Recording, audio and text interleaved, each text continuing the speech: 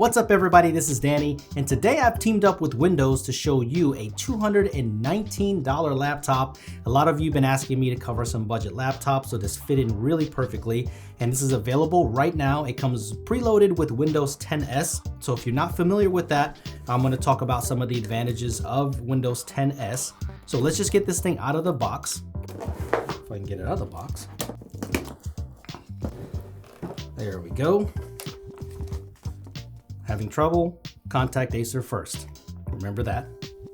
So this looks pretty bare bones, not too much here, just the laptop itself. We'll take a look at that in just a second. Tons of documentation here, not much else here, just an AC power adapter so you can power this thing up.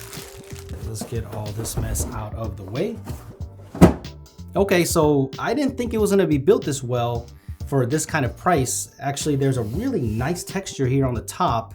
It's nice and matte, so it's not gonna catch a whole bunch of fingerprints, so that's nice. Let's go ahead and open the top up. Take the protector off. So all the specs are right here in the front. So for $219, you're gonna get a 14-inch full HD display.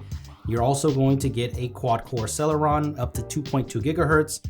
Then you also have Intel HD graphics, 4 gigabytes of DDR3 RAM, and 32 gigs of flash storage.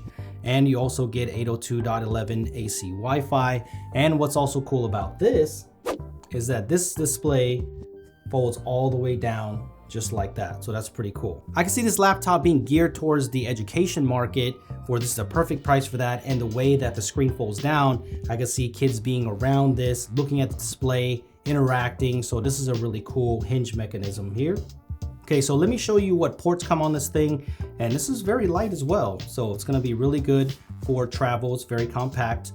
So starting with the left side, you have a gigabit Ethernet, you have HDMI, you have USB 3.1, and you also have a full SD card slot, which is nice to expand to 32 gigs of internal storage. And on the opposite side, you have a DC in for your power, then you have two USB 2.0, and then you also have a headphone jack.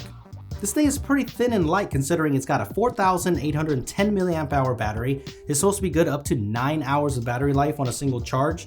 So what I'm gonna do is actually use this thing for the next couple of days and share my experience with you on what it's like using this laptop with Windows 10S. And I'm gonna see what you can do and what you can't do with this thing, since it's not upgradable by any means. So I'm gonna share my experience with you on what it's like using a $219 laptop. Okay, so now that I've been using this laptop for the last couple of days, I can tell you a little bit more about it. But first, let's talk about Windows 10S, because I think a lot of people are confused on what Windows 10S actually is and what it can do and what it can't do. So Windows 10S doesn't make sense everywhere, but it makes sense in budget laptops like this and in the education space. And me being a father of two, I can see why that parents would want to limit what can go on these machines. And basically that's the biggest difference between Windows 10 and Windows 10S. It looks exactly the same. And if you've used Windows 10 before, you're not gonna have any problems at all in Windows 10S because it looks the same. But the biggest difference is that you can only download and install apps from the Microsoft Store. So there are some benefits to this approach, and the biggest benefit here is security. These apps are sandboxed and scanned by Microsoft, so whatever they put on the Windows Store is gonna be safe to put on the machine. And you're gonna see some performance gains here, especially with cold boot times and wake from sleep. So you're gonna see a little bit of performance gain on lower end laptops like this one. There are a few downsides, so if you wanted to casually game and that game is not in the Microsoft Store, you can't just download whatever you want to and start playing it on this, even though this is not made for gaming. But if you wanted to download a specific education app, or if you wanted to download another browser like Chrome, you can't do that until it's on the Microsoft Store.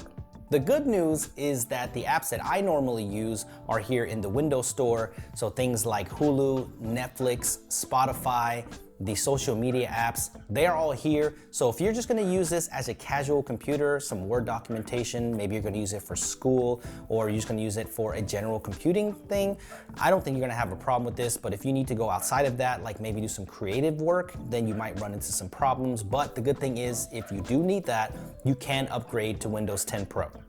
The one thing that I was a little bit hesitant about is using the Microsoft Edge browser as the only browser, because that's all you can use on this right now.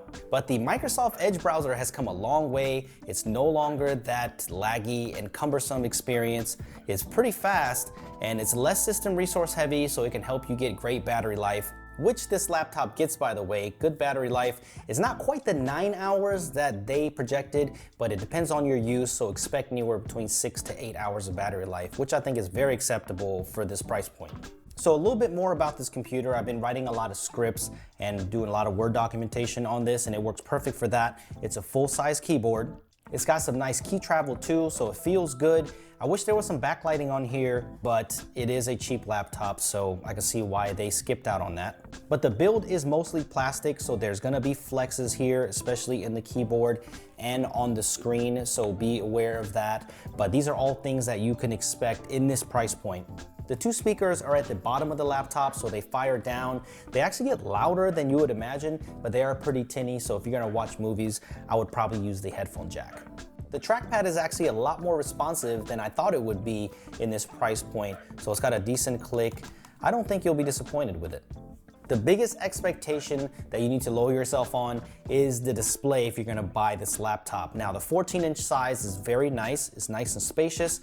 And if you look at it head on, it can look pretty decent, but if you're looking at it from any angle, or if you shift this display even just a little bit, it gets washed out really, really quickly. So you need to be aware of that if you're buying this laptop. So let's talk about the power of this laptop. Even with the Celeron processor, I was able to do daily tasks without a problem. So word processing, playing back videos, even on YouTube, 4K played back just fine. So on daily use, I don't think you're really gonna have a problem with this laptop. You can run games from the Microsoft Store, and some of those run pretty well, but it all depends on the title. The one thing you need to think about is storage, because it only comes with 32 gigabytes of onboard storage, and after Windows updates and some apps, I've already used over half of this. So after you put some games on here, you might go way over that. So I would suggest buying an SD card to put into the SD card slot, and you can buy that pretty cheap. You can probably buy a 128 gig card, 64 gig card to expand that, and then every app that you put on there, you can actually format it to go on that. So that's what I would suggest to do if you're gonna buy this. So that sums up my experience with the $219 laptop.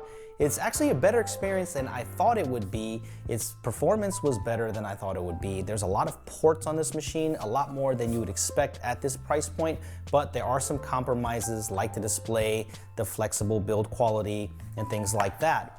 But I think if you set your expectations right for a laptop this price, then this is actually a great deal. And I'm glad to see Windows 10s machines being pushed into these lower end machines, because not everybody can afford a really expensive laptop. So I think these will just continue to get better over time.